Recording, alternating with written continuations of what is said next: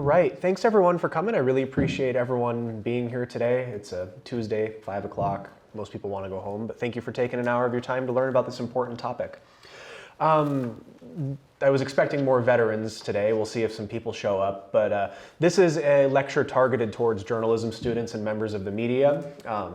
So hopefully it deepens your understanding of how the news industry reports on the military and veteran communities and how the reporting impacts society as a whole. So I'll talk a little bit about who I am and why I'm here. My name is Scott Bourque. I am a part-time faculty member here at the Walter Cronkite School. I've been teaching here on and off since 2008. One second.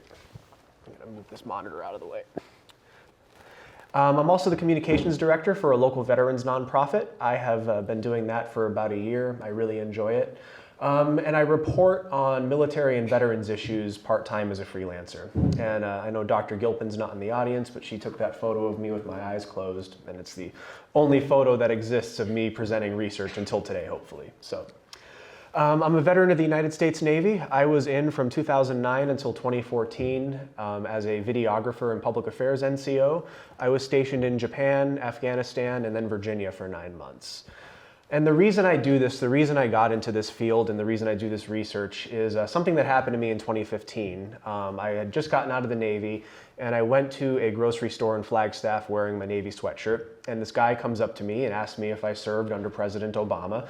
And I said I did. And he said, "Oh, you're not one of those." And then he used a slur for gay people and went on this rant about how Obama repealing Don't Ask, Don't Tell, ruined the military and was, being this communist takeover of our country. And it drove me nuts that people had all these assumptions about who I was because of a job I held when I was in my early 20s after failing out of community college. So I started doing this research about how and why people have these beliefs about this community and what role news media plays in that. And this is one of my favorite articles in The Onion. It was debuted after Colin Kaepernick took a knee during the national anthem in the NFL. And it really gets to the point of how society thinks they know this community, even though they really don't participate and they're really not a part of this community. And the reason for that is something called the civilian-military divide. So starting during World War II, or I should say during World War II, every American family was affected by the war.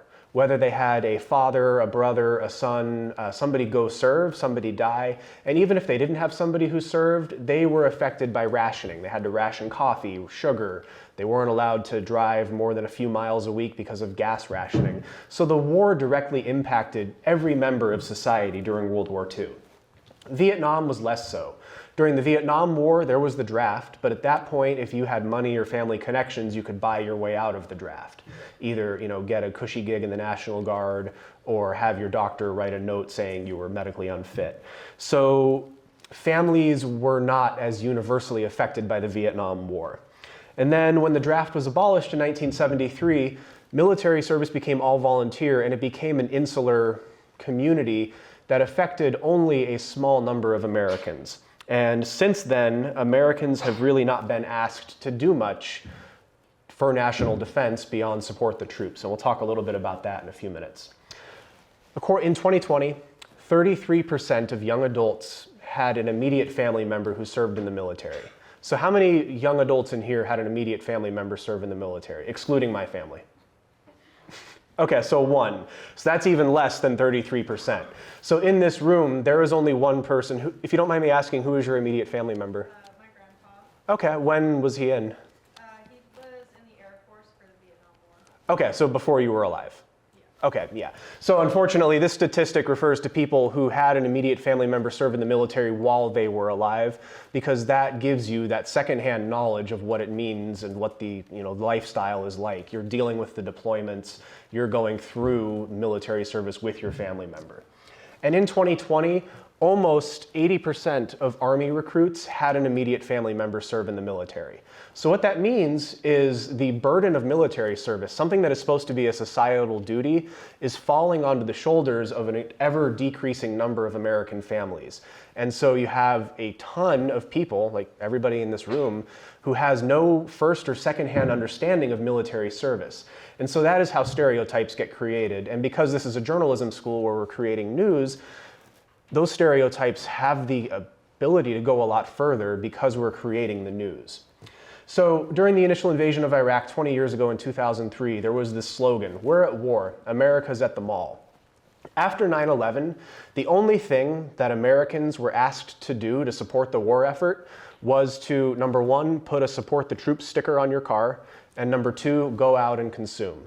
About a month after 9/11, my mom and dad took my sister and I to Disneyland because we had to show the terrorists that we weren't afraid and that we had to contribute to the economy. And anybody that was born, anybody over the age of 30 probably remembers, you don't want to let the terrorists win. All you had to do to support America was continue to consume, live your life as normal. So again, Americans really haven't been burdened with military service or supporting the war effort beyond going about their normal lives. And so that contributes significantly to the civilian-military divide. So the thesis statement, my crux of my issue, everything I'm going to say today relies on this. Your understanding of military service and veterans probably comes from what you see in the media, unless you have firsthand experience or secondhand experience. And secondhand experience means you had an immediate family member serve while you were alive. You went through their deployments with them. And this is so important because we create the media as journalists. As members of the press, we are creating what people use to understand the world around them. And we create stereotypes. So my two favorite military stereotypes are Sergeant Barnes from the movie Platoon, this deranged lunatic who likes to kill, and then John Wayne in Sands of Iwo Jima.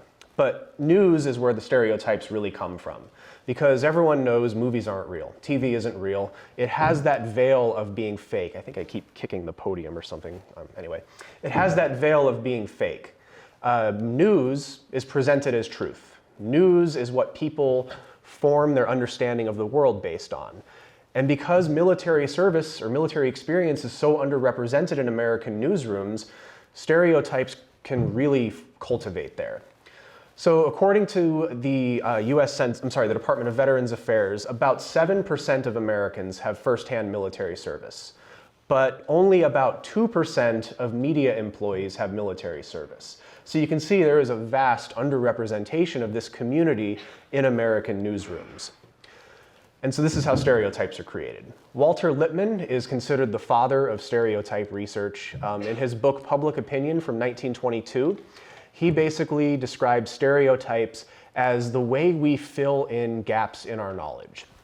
So those of you that have never been in the military, have never had a member of the family serve in the military, you probably don't have a ton of firsthand knowledge about what it is to be in the military or to be a veteran. And so you fill in the gaps in that knowledge based off of what you do know. And so what you do know comes from news media and from movies and stuff like that. And so that is why we want to study these stereotypes. So this is kind of the life cycle of a stereotype. Again, imagine you're a child growing up exposed to all of these stereotypes. You have nobody to challenge them, and you're just kind of growing up that way. And then you go to journalism school, and you don't sit through this lecture, and then you go work in your newsroom, and say your editor says, hey, Veterans Day is coming up, go produce a quick Veterans Day story. So maybe you go to the American Legion, you interview some of the veterans there, write a quick story about, combat or whatever they experienced, and publish it. Well, chances are you've never had those stereotypes challenged. You're relying on those stereotypes as you report your stories. And guess what? The stories you create rely on those stereotypes and perpetuate them. And then the stereotypes are perpetuated for the next generation of reporters. And because the civilian-military divide continues to grow, because military service is burdened onto a smaller and smaller portion of society, this cycle just gets worse every time it repeats. And so that's why I was given this grant to give this training to journalism students to help try to break this cycle.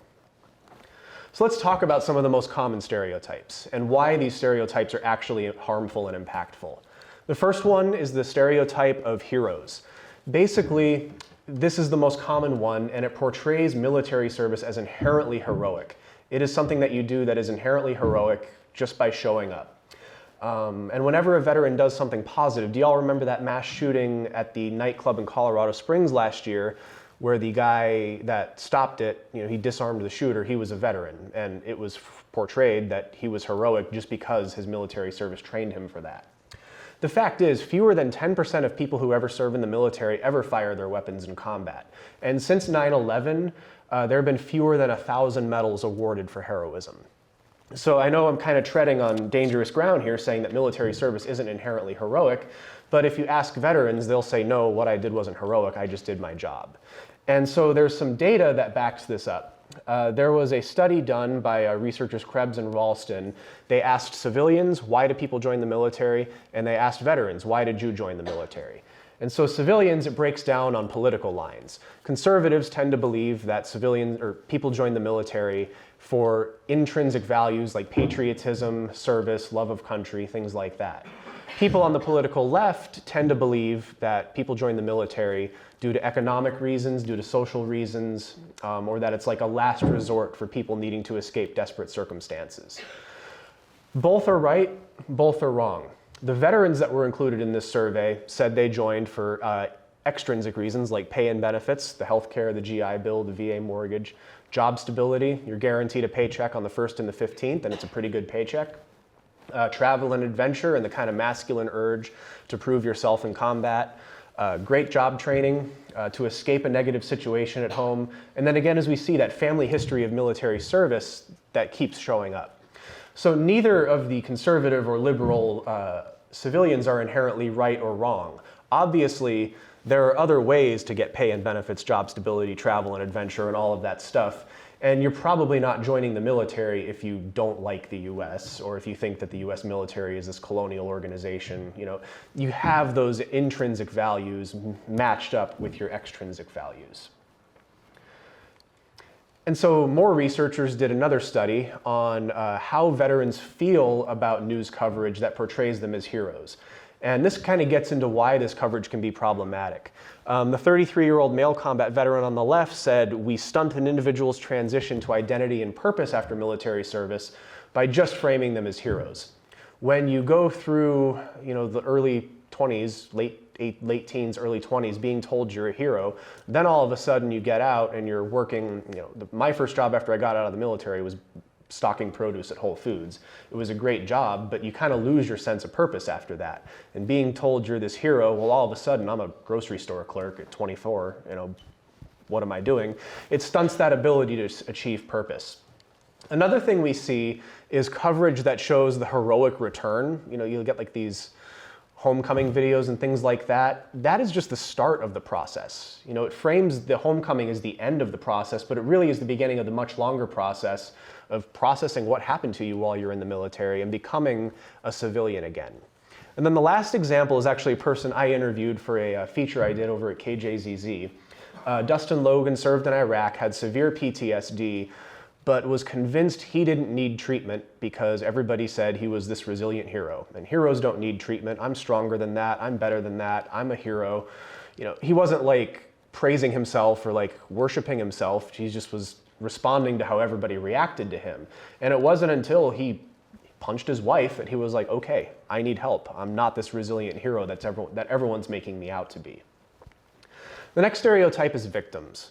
So a lot of news media coverage portrays the veteran community as victims of either bureaucratic messes at the VA, mental health, addiction, or unpatriotic citizens. Again, I call it the Colin Kaepernick kneeling during the national anthem. That drew a lot of coverage saying, this unpatriotic American is disrespecting our veterans. And researchers actually did a study where they asked average Americans to watch the news and estimate what percentage of veterans have addiction, PTSD, suicidal tendencies, and mental health disorders. And Americans vastly overestimated the number of veterans that have these problems. I don't have the specific numbers in front of me right now, but it was wonderful, amazing how much people overestimate that problem. And then problems at the VA. I was expecting more veterans here today. We're going to talk about that, but the VA is this big bureaucratic government institution. The healthcare is actually pretty good. There are a lot of surveys of veterans that say they feel, about 90% of them are satisfied with the service at the VA. The problem with the VA is if they screw up, it is a lot harder to sue them for malpractice. If your private doctor screws up, you sue them for malpractice, it's a civil settlement, you get your check, that's the end of it. It's a lot harder to sue the VA because they're a federal government agency, and so when they make a mistake, often the only recourse is that it becomes news, and so it's covered more, overrepresented, which makes it seem like it's a bigger problem. And again, that same study where they asked veterans how they feel about news coverage, it shows they don't like it because it shows them as like PTSD-addled lunatics, when in reality most of us are, healthy, productive citizens like me up here giving this lecture, hopefully. They show heroes are broken people, and then they show, it sells newspapers that this guy is crazy. It doesn't sell newspapers that this guy has a successful job and a career after getting out of the military. Now this one's my favorite. So think about Christianity as a religion for a minute. In Christianity, you have God the Father who created the heavens and the earth. You have Jesus, who was the Son of God, sent to earth to die so that sins could be forgiven, right? Within Christianity, you also have observances, holidays, rituals, songs, you go to church, you do certain prayer. And if you commit blasphemy, if you insult Jesus, if you insult God, you're going to offend a lot of people. Jonathan Ebel is a professor and religious studies scholar at the University of Illinois, and he came up with the concept of American civil religion. And that is the idea that in American society, we have almost an American religion. We worship the founding fathers as the creator of our country, just like Christians worship God as the creator of the earth. And within American civil religion, the veteran, or the soldier, is the Messiah. They are the word of the nation made flesh, sent to sacrifice their lives, lay down and die so that the sins of society, our freedom, can be secured. And a couple of examples of this, I should say too, insulting the soldiers is considered blasphemous in American culture, just like insulting Jesus is considered blasphemous in Christianity. And a problem I have with this, more than anything else, is that it stifles democracy. It stifles discussion about foreign policy. Again, anybody in here over the age of 30 remembers during the invasion of Iraq, if you wanted to criticize the Bush administration's policy, you had to say, now I support the troops, but I just don't believe Bush's policy or whatever. You really had to tread carefully lest you be accused of blaspheming the Messiah figures. So this kind of framing, I think, stifles open discussion and democracy in the US. And a couple of examples of this. During the withdrawal from Afghanistan last year, almost 2 years ago now that I'm thinking about it, they took this photo of Marine Corps Sergeant Nicole G. Holding that Afghan child, and this photo made it around the world, and it really draws comparisons to the millions of paintings of the Virgin Mary and Jesus. And then when Pat Tillman was killed, they invoked his name and his image and his sacrifice as a means to stifle criticism. Again, when Colin Kaepernick took the knee, they said, "How dare you disrespect Pat Tillman like that?" Again, invoking the death of a soldier dying so that American sins could be forgiven, and blaspheming him is the worst thing you can do. Then the last stereotype is the deranged and violent veteran. One of my favorites is Cotton Hill from King of the Hill. You also have Lieutenant Dan from Forrest Gump and Private Pyle from the movie Full Metal Jacket. Generally, whenever a veteran commits an act of violence, their military service is framed as the root cause. This is more common in entertainment media, in movies and in TV shows and things like that. My favorite example, Principal Skinner from The Simpsons. All the principals try to unload problem cases that way. Lord knows I do. I'm a good student, Principal Skinner. Yeah, sure. They told me I'd get a big parade when I got back from Dawn. Instead, they spat on me. I can still feel it searing. So, let's just see what the permanent record has to say, shall we? No detention? Fairly good attendance record. No, I see you beat that bedwetting problem in the second grade. That's in there? Don't worry, they'll forget. Just like they forgot about me in a tiger cage for 18 agonizing months. Every night I wake up screaming. Well, let's meet your classmates. So in that, it's played for laughs, and I find it really funny, but it also shows that, this stereotype of the deranged veteran is very common, very prevalent, played for laughs. And, I don't think any veteran with PTSD would freak out like that in front of a fourth grader. I could be wrong, but I think that's, kind of a negative stereotype. And then in the news.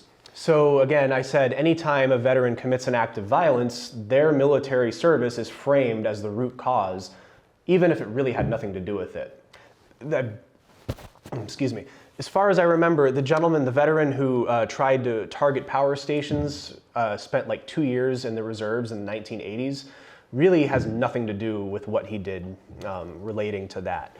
In most of these cases, this is a job that they held when they were in their early 20s, being framed as the root cause of their violence. And the problem that veterans have with this makes it hard for us to get jobs, makes it hard for us to fit into society, because people think we're going to snap at the slightest provocation and shoot up the school because, well, guess what? Anytime a veteran does that, it's newsworthy, and the fact that they were in the military is framed front and center.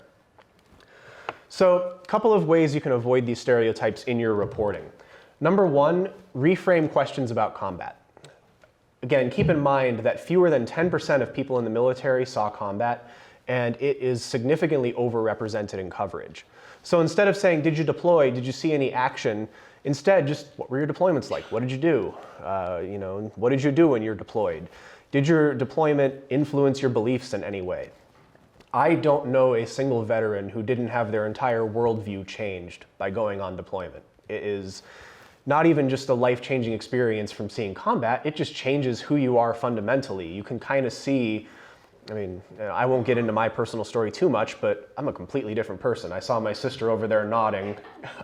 Yeah, I'm a completely different person after my deployment, not because of any trauma, just because you see the world differently after going overseas and going to war. So talk about that rather than saying, did you kill anybody? Did you, what was your favorite firefight? Don't force someone to relive what might be the worst possible day of their life. And instead just talk about, the overall deployment, what they did. Another good thing is to talk about the mundane and universal experiences of military life. So what's something funny that happened during training? Every veteran's going to have a funny story from boot camp. They can tell you how many toilets they probably scrubbed. When I was assigned to the USS Wasp, we worked 10-hour days, and 2 hours of those 10-hour days were cleaning, just cleaning. I was a highly trained videographer. There were highly trained cryptologists and air traffic controllers and aircraft mechanics. 2 hours of their 10-hour day were spent cleaning. In fact, this is a Saturday Night Live commercial from the 1970s that any veteran will tell you is the most accurate recruiting commercial, and unfortunately there aren't many in here, but come on. Oh, just have to click. Port of call, Bayonne, New Jersey.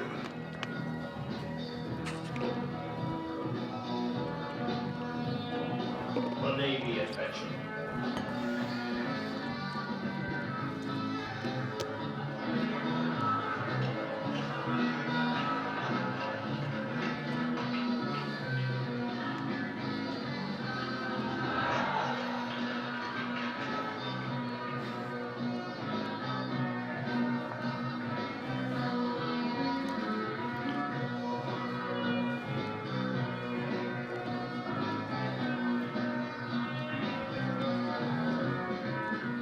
The Navy. See your local recruiter or call toll free. It's not just a job. It's $96.78 a week. So anybody will tell you that's what military life is actually like. There's a lot more scrubbing toilets and mopping floors than there is, hardcore firefights and action. So keep that in mind. And then one last way to avoid these stereotypes is to consider whether a military veteran's identity is actually relevant to the story at hand. So always, there was a friend of mine from high school who was killed by a drunk driver, and the headline in most of the stories was Navy veteran killed by drunk driver, even though he'd been out for a long time. It's not necessarily relevant to the story. Same situation, guy who served as a reservist in the 80s for 2 years goes on a shooting spree. Is his military background relevant to the story? Not necessarily. If it is, by all means report it, but don't lead with it unless it's actually relevant to the story. One time it is relevant is if somebody says they use their army training when they subdue a mass shooter or something like that. If in that case it's relevant to the story, run with it. Another problem we see with military journalism is people over-credential. You will get generals, admirals, and high-level directors at federal agencies and stuff that are basically politicians. So they are such a high level in the military that they're basically politicians. They're appointed by the president and they can be fired by the president. Just like, I don't know if any of you remember from well, you wouldn't remember from the 50s, but General MacArthur was fired in the 1950s for speaking out against President Truman. Stanley McChrystal was fired by Obama for criticizing Obama's foreign policy. Generals and admirals and directors are political leaders. They have their own media staff, they have media training, they have, and people in the military are afraid to piss them off, so they're not going to tell them the truth. They're going to, cover up as much as possible about what's actually going on in their units. Underlings can be really afraid to share bad news. They have media training, they have, press secretaries and all that. I liken interviewing an admiral and asking them about problems in their unit to going to Jeff Bezos and saying, hey, did you hear that Amazon delivery drivers have pee bottles in their trucks? An admiral's not going to know about the day-to-day goings-on within their unit. So don't over-credential high-ranking sources because they're not going to know. Instead, try to talk to people of lower ranks. Now, again, as a former public affairs specialist, I can tell you there's no way in hell we would let a reporter get anywhere near low-ranking people, but there are ways to find them. I hang out in military and veteran Reddit pages. They're a great source to see what's actually going on in the community. And then meme pages, because I think they give you a really good taste of like the pulse of the force. You can see what kind of memes they're sharing, what the morale is like, just by following the meme pages. But always consider someone's rank and position. The higher the rank, the less they know about what's going on below, the more they know about giving you a very politically correct answer. Now, the Vietnam effect is another way we put bias in our stories. So after Vietnam, Americans were not too thrilled with their soldiers. There are a lot of stories about soldiers being spat on and not being treated very well after coming back from Vietnam. So after that, Americans swung really hard the other direction and made it so that any criticism of the military is disrespectful to the troops. And members of the press who aren't veterans tend to fall into that because they aren't veterans. They don't want to be seen as not supporting the troops. And this is something that a lot of veterans hate about, something a lot of veterans hate about modern media is that it seems like the military is almost always glorified within it. There's no real negative coverage about the military, and any problems are just glossed over. Or, in this case, they fail to address or they outright deny any systemic issues impacting the force. So in this case, have any of you heard the story of Vanessa Guillen? A handful of you. Okay. Vanessa Guillen was a soldier at Fort Hood who disappeared and was found murdered. Not the first soldier at Fort Hood to disappear and get murdered. The second one is Brandon Caserta. He was emotionally, verbally, and physically abused by his chain of command in the Navy to the point where he committed suicide by throwing himself into a helicopter tail rotor. And then the last one on the USS George Washington aircraft carrier in Norfolk, living conditions were so bad that they had 5 suicides within a month. And, there gets to be some coverage of this, but it's not mainstream coverage. CNN finally picked it up after there were 5 suicides on one ship in a month. The Brandon Caserta story was in the Military Times, which I don't think the average American reads. I don't think any of you have ever even heard of the Military Times. But if you are going into a mainstream news outlet, understand that the military is this large organization. They're the largest single line item for taxpayer dollars. They have the ability to destroy the entire planet with a push of a button if they wanted to. They deserve, or I should say, don't be afraid to report on them. Don't be afraid to be like, hey, this institution is failing the taxpayers and failing the people that we send off to fight for it. So do your best to get perspectives from junior people and be prepared for obnoxious comments. Anytime you criticize the military, sorry to anybody over 60, boomers get really annoying in the comments on that. So just keep that in mind. But if you're taking flack, you're over the target. So keep that. The last one is heartwarming content. I truly despise the surprise military homecoming videos because they are bad journalism and they exist only to drive clicks and engagement. Number one, these are usually staged by the military.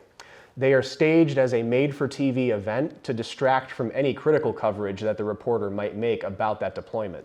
Why would a reporter ask questions like, oh, what did you guys do on this deployment? Why were you in Iraq? What was your combat action like? Instead, they'll just shoot this made-for-TV moment that's going to get clicks and engagement and call it a day. There's been some psychological studies that show these homecoming events can be really harmful to military children, especially when they're surprised, because it's a pretty traumatic moment for them. The homecoming with their parent is this sacrosanct event, and it's being commodified and turned into content designed to drive clicks on social media. And then they stifle honest political discussion and make Americans lazy. Again, we talked about how the only thing that Americans were expected to do after 9/11 was to support the troops. Well, all they have to do to support the troops is like and share these videos. Makes them lazy, makes them civically disengaged. And then if you look at the comments on these videos, anybody asking any question beyond, wow, look at these heroes, thank you for your service, is just shot down. Like, oh, go back to Russia, you communist, if you're daring to criticize the military for anything. These videos are bad journalism. I hate them every time I see them. Before I move on to talk about disability, are there any questions on anything I've touched on? Naomi? Okay, so this was just based off of some things that you made. Yeah. First with that SNL skit. Yeah. And also the surprise coming home veteran Yeah. videos. You said those were staged by the military as well, oftentimes? Oftentimes, so like you'll have a public affairs media relations person who will say, hey, we're having this homecoming event this week. Let's find somebody who wants to surprise their family and then point all the reporters at that beautiful surprise homecoming so they're not asking critical questions about our mission, our deployment, things like that. Does that kind of answer it? Yes, but They're made for TV events. yeah. So my question about those examples is, do you think that some of the media tactics employed by the military itself could, to some extent, contribute to the inaccurate, at best, stereotypes about military service? Oh, 1,000%. Again, I was a public affairs specialist. My job was to present the military in the best light possible. So if there was, I joke that I spent time on minesweepers in 7th Fleet documenting how minesweepers work. Any of you know how a minesweeper works? They're ships that sweep for mines. They found old dishwashers, rusted car parts, all sorts of debris. Never once did we find a mine. But it was my job to show the crew of minesweepers as this and they were dedicated, hardworking people, but you want to show Americans that their tax dollars are being spent well. In reality, their tax dollars aren't always being spent well. So what you get out of the military is the most polished image possible. So does that answer it? Okay. Any other questions before I move on? Yes? Not that. That's not the question. I feel you.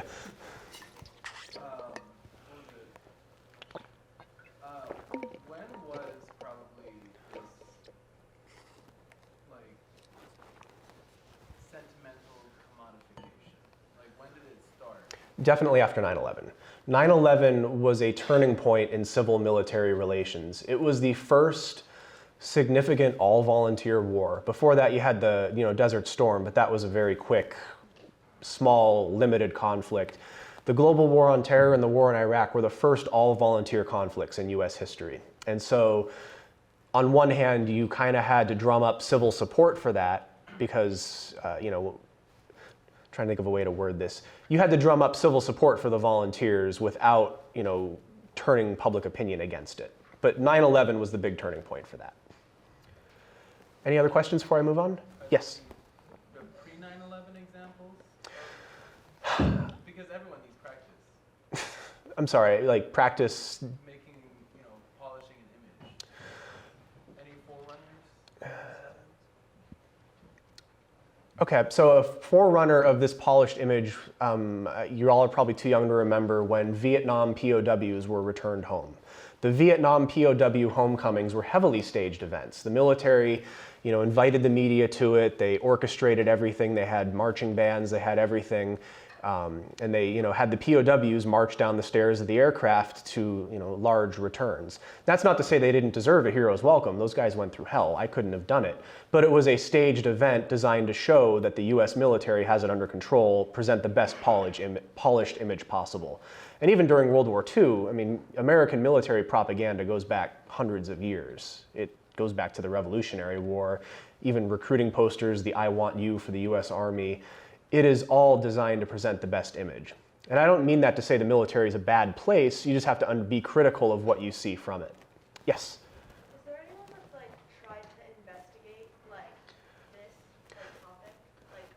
So there are a lot of like reporters that cover military specifically. They're just not necessarily in large publications. So like New York Times used to have a whole military affairs bureau, but they cut that because of funding. But like specifically like what you're talking about, how it's like misrepresented and like how the military like tries to like polish it. Does anyone talk about that? It's a lot of academic studies, but not necessarily like news studies. You know, people that cover the military know this. It's how it is. It's like PR 101, basically. Yeah. Okay, I do have to keep moving, so we keep this going. But thank you for those engaging questions. I really appreciate it. Now we're going to kind of talk about the intersection of disability and the veteran community. So this slide didn't work the way I want it to, but about 25% of American veterans have a service-connected disability, and that's data according to the US Census Bureau. I put the about there because it's not 100% perfect data. It's from the Census Bureau, so it requires self-reporting.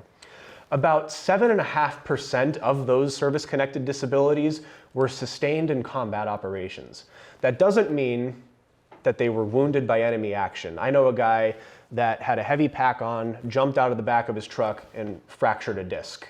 That was a combat wound or combat sustained injury, nothing to do with enemy action. So what that means, if my math is correct, that's why I went to journalism school, because I can't do math, 92.5% of disabled veterans were not disabled by combat action. So we really need to get over this idea that disabled veteran equals combat wounded. And why do I harp on this? Well, I'll talk about this really quick. Joining the military is like renting a car. I don't know, I think most of the students in here aren't over 25, so they haven't rented a car.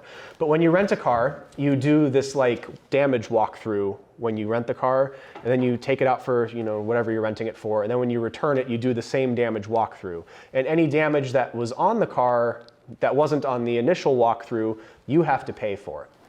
Joining the military is the same thing. When you enlist, you go through a thorough physical. It was the most thorough and invasive physical of my life. You stand in a room full of like 50 guys in your underwear, and they make you do all these like weird exercises to check how well your body moves, and it's super unpleasant, never want to go through it again. And then when you separate, you get another thorough physical. It's a little less intense, but you know, you get a second physical on your way out. And then any conditions you have that weren't there on day one, that's what makes you a disabled veteran. So in my case, when I went to process in the first time, they did an audiogram, you know, a hearing test. My hearing was fine. When I left, my hearing was horrible. I have ankle injuries that I sustained in the military. I get migraines from, you know, I didn't get migraines before I was in the military. I started getting them when I was in. And then like asthma, allergy, breathing problems. So those are the conditions that make me a disabled veteran. And there are a lot, we'll even say the vast majority of veterans have these invisible disabilities. We were gonna do a survey, but I think we're a little short on time. Anybody want to take a guess what the most common disability is? Back pain. You saw it already. No. Oh, okay. I did show it to you earlier. Fine, Scott. Yes. You suck, but you didn't remember. Yeah. Back pain. Back pain is on the top 10 list, but it's not the most common. Dan? Hearing. You don't count, you're a veteran. But yes, the top 10 most common service-connected disabilities, tinnitus and hearing loss. The military is a very loud place. You're around jet engines, you're around guns, you're around explosions. And if you put your hearing protection in, people will make fun of you and call you a little girl. So you don't wear your hearing protection because you don't want to get made fun of. You get hearing loss. I have to sleep with a fan on every night because the ringing is so loud. Second most common one, knee problems. Another one, PTSD, back problems, scars, sciatica, ankle problems, migraines, arm motion problems, and sleep apnea. What's not on here? Amputation. Or. Yeah, exactly. So this is, oh, I put it away. One of the perks you get for being a disabled veteran is you get a National Parks Pass. It's a free National Parks Pass that you get to use for the rest of your life. It's a nice little perk. I use it all the time. And about half the time I use it, the sweet little old lady at the kiosk looks me up and down and says, "You don't look like a disabled veteran." Why does she think that? You do a simple Google image search of what a disabled veteran looks like, and guess what? They all have amputations. They're all using wheelchairs. And you know, for the handful of veterans in here, you'll notice how messed up those uniforms are because they're just cheap stock photos. But it is this visual representation of what a disabled veteran is in America. They are almost always amputees or wheelchair users. And again, media researchers did a study. 10% of news photographs showing veterans show veterans with amputations. They took a couple thousand photos of veterans, and 10% of those photos showed veterans with amputations, even though less than half of a percent of veterans have amputations in real life. So these visible disabilities are vastly overrepresented in news media. Again, news is a visual medium. People need to see it, and when you you take a picture of me, you won't use a picture of me to represent a disabled veteran, but you would use a picture of my friend who lost both of his legs or somebody in a wheelchair. So just keep in mind that visible disabilities are significantly overrepresented. And then within the military community, disability is exacerbated because there's this culture of bravado and this you don't want to appear weak. I chose this comic because it actually happened to me. I hurt my ankle back in 2011, and I went to medical, and they told me to suck it the F up. And I was like, oh, okay, I'll suck it up because I'm a 21-year-old and I don't want to be accused of being weak. And now I'm 33, and my ankle hurts all the time, and I have to wrap it. And had I just not sucked it up and complained more, maybe I could do a lot more. But so there's that culture of bravado in the military that makes seeking medical treatment kind of shameful. And so that exacerbates disability problems. And then among disabled veterans, it's also important to understand within the disability community, most of the people that are members of the disability community have congenital disabilities. They were born disabled, they deal with them their whole life. People that get disabled in the military get those disabilities later in life. So there's this different perspective on it. So let's talk about how we can improve our reporting on disabilities. So number one, this is an important thing that I want everybody to take away from this. If you leave with this room with one understanding, it is that every human being will have a disability at some point in their life, period. Whether you are 70 years old and you get cancer, you'll have a disability from that. Whether you are in your 20s and you get in a car accident and need to wear a brace for a couple of months, that's a disability. Every human being will have a disability at some point in their life. If you're lucky, it'll be, for the couple of days you're on your deathbed when you're 100. But otherwise, every human being is going to be limited in their mobility at some point in their life. So a couple models that society uses to understand disability. The first one's the moral model, which is not really common in the Western world. It's definitely common in the global South, in African countries and developing countries. And that is that people are morally responsible for their own disabilities. So in Botswana, a baby born with a disability is viewed as God's retribution for the parents' adultery or sins. And in America, we see this. Anytime somebody's diagnosed with cancer, we say, oh, did they smoke? It is that moral failing of smoking that caused their disability. We don't really see this model much in the US, but it exists.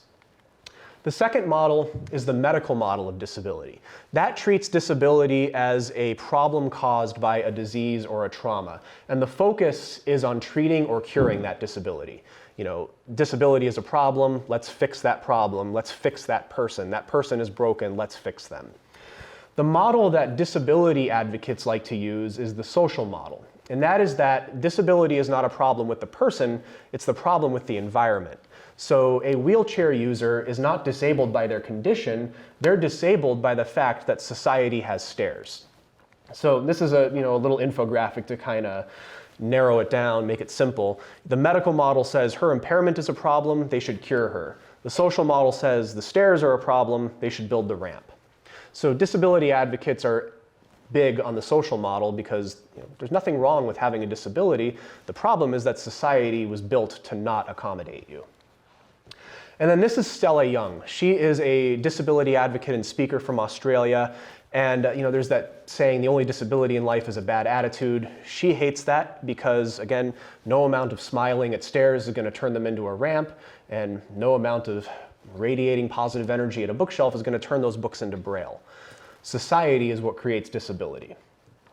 So best practices for problems for disability reporting. One of the bigger ones is having a lack of accommodation when you're interviewing your sources. Do any of you remember the interview in October with Senator John Fetterman? A couple hands. So John Fetterman, he's the senator from Pennsylvania. He had a stroke earlier in 2022, and he was running for Senate. He had an interview with NBC, and he used a closed captioning device because he had some auditory processing problems. And the focus of the interview became, is this man qualified to be a senator because he needs a reasonable accommodation? And that's, not a good thing. It's a reasonable accommodation for anybody that has a disability. So you want to make sure that when you are doing disability reporting, you are able to accommodate your sources. There's a lot of instances of ageism and ableism that are baked into coverage. We'll look at some examples of that. And a lack of investigation. You are reporters, hopefully you're all wanting to become reporters. Investigate the problems in society that keep people with disabilities from being able to truly accomplish things. I don't have the number in front of me, but people with disabilities, on average, there's a huge pay gap between people with disabilities and people who don't have disabilities.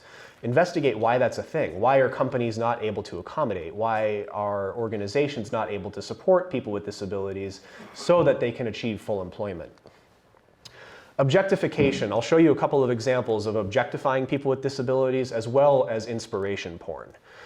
Inspiration porn is a big problem in disability reporting. It portrays people with disabilities as like one-dimensional objects that able-bodied people are supposed to pity or see as inspirational. So in this case, the inspiration porn is saying, against all odds, he succeeded.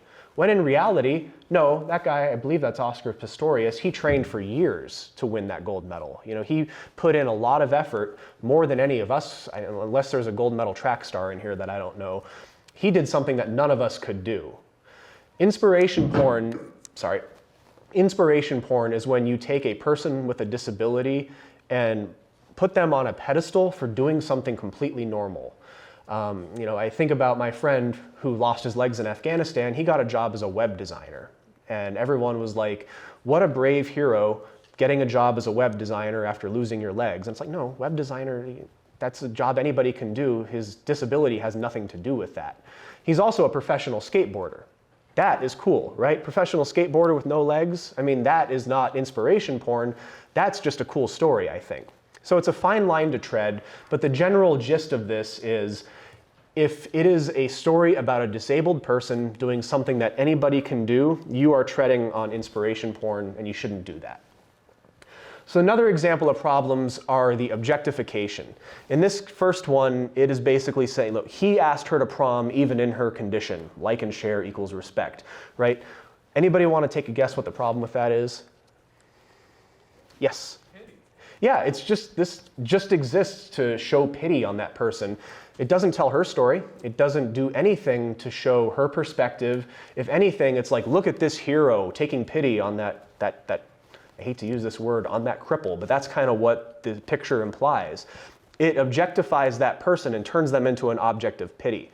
And then probably my least favorite story I've ever read. High school basketball star asks girl with Down syndrome to prom. I'm not going to show you the content of the story because it's really long. Not a single quote from the girl. It is all about this heroic high school basketball star going off to college, got scholarship offers, doing this great stuff. Oh, and he asked this girl with Down syndrome to prom. She's excited to pick out her dress. The article was about the guy, pure and simple. It did not give the person with disabilities a voice whatsoever. And so that is just, it's bad in every way. So some best practices, do your best to focus on a person's agency. When we say a person has agency, we want to show that person living their life and having control. So this is a photo, it's kind of hard to see in here. Wendy Liu is a distinguished disability reporter at the Huffington Post, and she profiled disability access in New York City. So she followed this person around, Tabitha, I can't say the name, Estrellado, going to a rock club in Queens and just talking about how inaccessible New York City truly is. Show the individual living their life and don't frame them as victims. Frame them as human beings in a world designed not to support their needs. And avoid sources with an agenda. A lot of stories that use the medical model of disability will take press releases placed by like major pharmaceutical companies and major medical device companies to show disability as a problem being cured. Have any of you seen the stories of like those exoskeletons that like cost $70,000 that like allow a person in a wheelchair to stand up? That treats disability as something that needs to be cured by a $70,000 device that will eventually drive that company's stock price up, rather than showing that person with a disability needs accommodation. And then follow up with your sources. If you write a story about somebody, follow up with them. See how the story impacted them, see what their life is like after, and see what else is going on. A couple last few things. Always investigate. 30 years after the ADA was signed into law, only 28% of New York City subway stations are accessible. Amanda Morris is a reporter at the New York Times. She's also an Arizona Republic alumni. She was at the Arizona Republic for a while. There is a disability angle to every story. She spent a time profiling this gentleman and just disabled flyers about how horrible it is to be a person with a disability flying in the United States. So when you're pursuing stories, think about disability angles. That's a really good way to just, is there a disability angle to this story? How can I follow it? And then lastly, language. Avoid euphemisms. Just say has a disability or is disabled. Don't say differently abled or handy-capable. Be accurate, neutral, and respectful. Just respect the person. Treat them with the respect that you would want to be treated with. We hear the concept of person-first and identity-first language. That's really up to the person. Some people prefer, identify me as a disabled person or identify me as an autistic person or use their identity. Other people prefer person-first language, so I am a person with disabilities, I am a person with autism, something like that. Don't say she's disabled or she is a disabled. For the love of God, don't call somebody a disabled. That's pure objectification. And always ask the source their preference. How do you want to be identified in the story? Just a simple how do you want to be identified will go a long way to building trust with them and really just help your story stand out. And little things like the phrase wheelchair bound versus wheelchair user. Wheelchair bound portrays somebody as having a problem in their life that confines them to a wheelchair, when most wheelchair users view their wheelchairs as their ticket to freedom. It gets them out of the house, it allows them to explore the world. Use the word wheelchair user because it's more accurate and it doesn't describe them as bound to something. Now just a couple resources. The National Center for Disability Journalism here at ASU has a wonderful style guide. Just like the AP style book, I highly recommend giving it a read. And then some good Twitter followers. Amanda Morris, Washington Post disability reporter, and I showed you that article of hers at the New York Times. Wendy Liu, she is a disability editor for the Times. And Shruti Raj Kumar, they are a disability reporter at the Huffington Post. So those are some really good follows just to see what's going on in the world of disability. You can also follow me. I sometimes tweet about disability. It's not my main thing, but I'm happy to talk about it anytime. And then some resources for reporting on veterans. These are a lot of nonprofits. If you want to do a story about veterans, talking to these groups will help you find sources and good story angles. So that's the end of that. Do I have any questions and answers? Yes. Could you go to the previous slide? Yeah, I'll leave that up and then let people ask questions. Any questions for me? Connor. Hey Scott, how are you? Good, how are you? I'm good, thank you. So I have a question for the benefit of your students. Okay. To clarify, I'm no longer a Cronkite student. We did News 21 together years ago. I'm glad, thank you for being here. Of course. So some disabilities, or some individuals who have disabilities, have conditions which are not necessarily apparent upon first glance. Right, I'm thinking specifically psychiatric disabilities. right. So let's say you have a source, and you may know they have a certain condition. How does one approach developing sources, particularly with individuals who have disabilities, where you wouldn't know offhand that that individual is a person with a disability? So you're asking how I would, say I'm doing a story about people with non-immediately visible disabilities, how might I? The biggest piece of advice I have to that is look for advocacy organizations for that disability. So if you're doing a story about, maybe veterans with post-traumatic stress disorder, and you don't know anybody, look at some of the organizations that advocate for those people. They would be happy to put you in touch with somebody because it's good PR for them and it's good, sourcing for you. And if you be respectful and tell a good story, they will come back to you with more stories. You can go to your editor and say, look, I got all these great stories, and then you're not stuck doing whatever the assignment desk wants you to do. Does that kind of clarify it, Connor? It does. Okay. That was really helpful. I am a huge fan of going to advocacy groups. If you're doing a story about somebody and you need a character, go to an advocacy group and ask them for a character. Ask them, hey, I'm doing a story about veterans with post-traumatic stress disorder. I know your organization does a lot of work in this field. Can you recommend somebody that I can talk to? And they'd be happy to. That's what I do for a living. So, any other questions? Naomi? You talked about coverage and representation in the entertainment industry about veterans in military service. So what would you say is a really exceptional example of Great question. Okay, so I think one of the more accurate representations of military life in media is the show MASH. I know that's a little silly. It's a very old show from the 70s, but it's really funny and it's lighthearted. Modern day, the show Generation Kill on HBO, it's a mini-series about the invasion of Iraq. Wonderful show. It doesn't get into the like rah-rah military jingoism that you see in a lot of things. It's a really accurate depiction of the interpersonal relationships that you have within the military and the like minutia of daily life, like getting yelled at because your mustache is too long. It doesn't really, I mean, it gets into the like combat, but it also focuses on some of the like day-to-day drama that I talk about, like cleaning toilets and stuff. So those are two good examples to start with. Any other questions? Okay, thank you all for coming. I really appreciate you, and go out and produce great content.